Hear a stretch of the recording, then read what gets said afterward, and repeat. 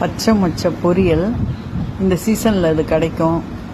இந்த மாதிரி வாங்கி வேக வச்சுக்கணும். உரித்து வேக வச்சுக்கிட்டு இந்த மாதிரி நல்லா கொஞ்சம் வெந்த அப்புறம் அதோட தேங்காய், ஜீரகம், மிளகா போட்டு நல்லா நைஸாக அரைச்சிடணும். அரைச்சிக்கிட்டு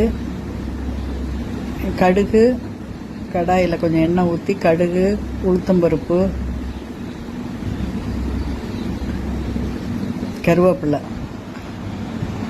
தாளிச்சிட்டு